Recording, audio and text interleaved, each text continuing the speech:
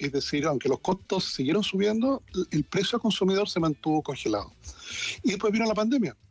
Entonces se empezó a acumular una deuda de todos los consumidores, por así decirlo, con respecto a los generadores de energía. Esa deuda hoy día ya alcanza cerca de $6.000 millones y tal como tú lo comentabas al iniciar, no hay deuda que no se pague. Y por tanto, lo que empieza a ocurrir a partir del 1 de julio es que en una secuencia de alzas, paulatinamente nos vamos a empezar a poner al día con esa deuda.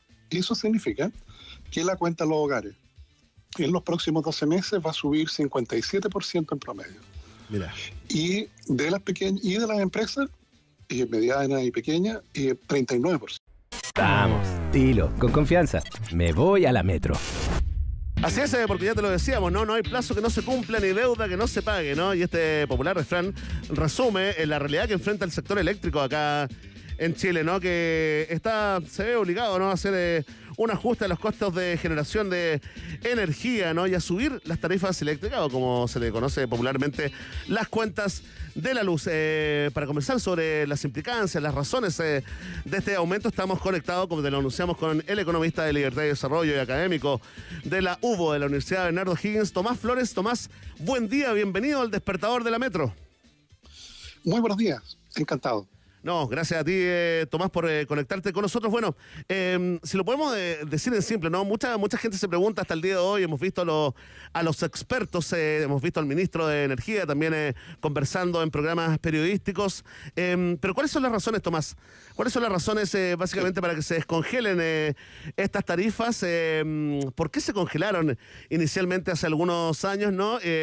¿Y cómo esto impactará en las cuentas de la luz de los consumidores, de los ciudadanos, pero también tiene algunas consecuencias políticas, ¿no? Sin duda, porque claro, efectivamente a fines del año 2019 correspondía, producto del cálculo habitual que se hace de la tarifa eléctrica, un alza. Yo creo que era 9,2% lo que iba a subir la cuenta de la luz en esa oportunidad. Pero acuérdate del momento político, la violencia, claro, llevó a que el gobierno de esa época postergara ese incremento, congelando la tarifa. Es decir, aunque los costos siguieron subiendo, el precio al consumidor se mantuvo congelado. Y después vino la pandemia. Entonces se empezó a acumular una deuda de todos los consumidores, por así decirlo, con respecto a los generadores de energía. Esa deuda hoy día ya alcanza cerca de $6.000 millones y tal como tú lo comentabas al iniciar, no hay deuda que no se pague. Y por tanto, lo que empieza a ocurrir a partir del 1 de julio es que en una secuencia de alzas, paulatinamente nos vamos a empezar a poner al día con esa deuda. Y eso significa que la cuenta de los hogares en los próximos 12 meses va a subir 57% en promedio. Mira. Y de las pequeñas y de las empresas medianas y pequeñas, 39%. Entonces, esto efectivamente es lo que dio a conocer el Banco Central el miércoles pasado y desató el escándalo, porque si bien es cierto, esto fue aprobado por ley, el descongelamiento, muchos parlamentarios dijeron, oye, pero nunca nos dijeron que iba a ser tan sustancial el alza de la cuenta de la luz.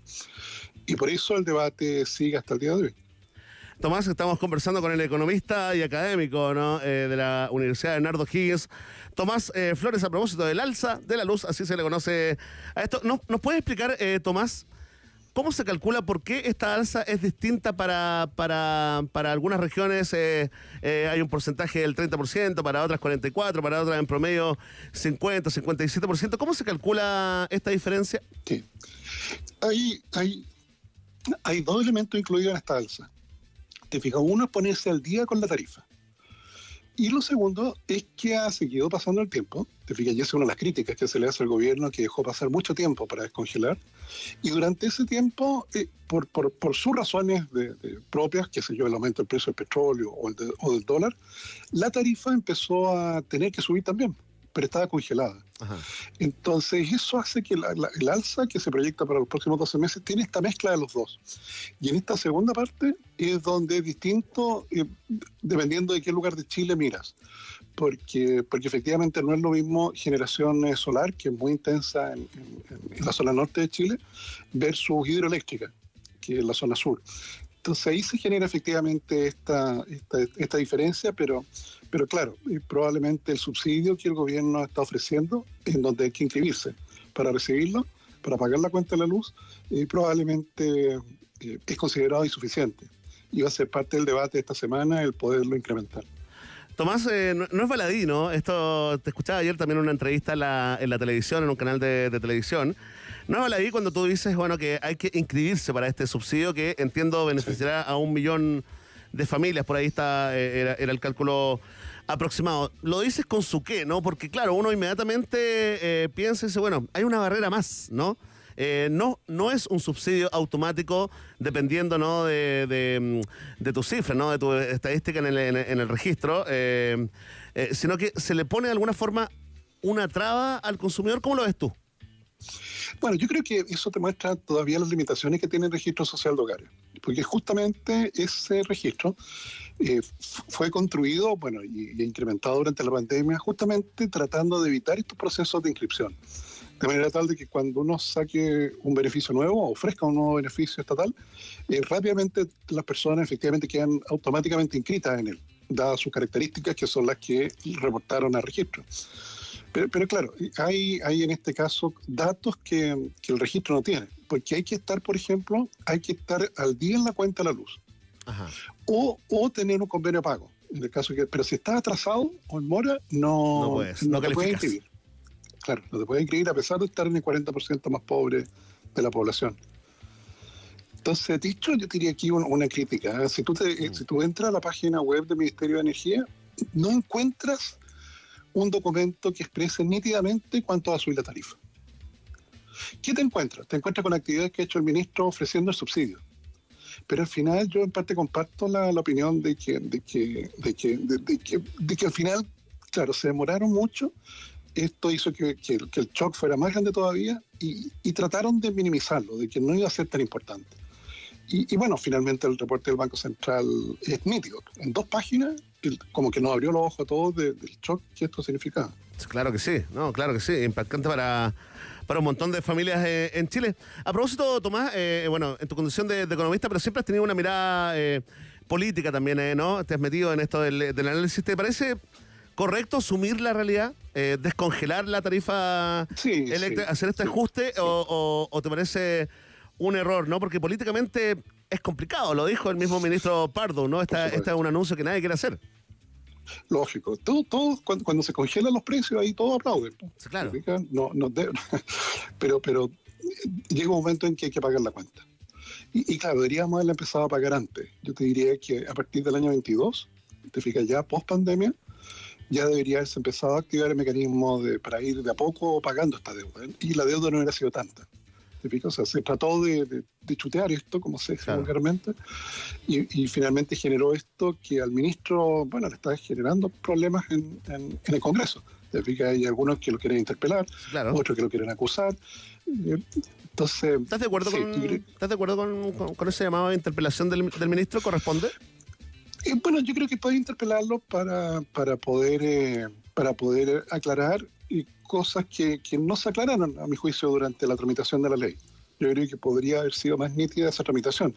Claro, bueno, ya son leyes vigentes, pero desde ese punto de vista, claro, el temor que tengo es que finalmente, como reacción a esto, surja un movimiento que quiera mantener el congelamiento.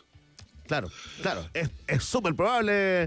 Tomás, usted toda la razón. ¿Sí? Estamos conversando con el economista de Libertad y Desarrollo académico de la UO, Tomás Flores, a propósito, ¿no?, del alza de las tarifas eléctricas, el alza de las cuentas de la luz. Bueno, me parece que el 2022, corrígeme si me equivoco, el motivo que se esgrimió para no descongelar fue la inflación, ¿no? Exacto, Gobierno fue nuevo, la inflación que había en ese momento. Bueno, ¿no es la única consecuencia, Tomás, también este descongelamiento de las tarifas de electricidad podría traer consecuencias en la macroeconomía? ¿Podría afectar a la inflación, por ejemplo? Sí. El efecto concreto es que esperábamos tener ya a fines de este año o principios del próximo una inflación ya muy cercana a la meta, que es 3% anual. Eso, que estaba relativamente en el horizonte cercano, ahora se posterga 2 años. O sea, recién probablemente en el año 26 vamos a ya estar más cerca del 3%. O sea, este choque inflacionario justamente nos va a postergar. Y eso va a llevar a que probablemente la tasa de interés también se mantenga sin bajar durante un rato más largo. Entonces, son malas noticias por todos lados. Así es, bueno, hay que darlas también, hay que comentarlas para entenderlas sobre todo, Tomás, y por eso te agradecemos doblemente el haberte conectado, el haber conversado en esta jornada con El Despertador de la Metro. Muchas gracias, muy buen día. Que te vaya muy bien, Tomás, que tenga una buena semana. Igualmente. Gracias, ahí estaba el economista Tomás Flores conversando con El Despertador sobre el alza de las cuentas de la luz.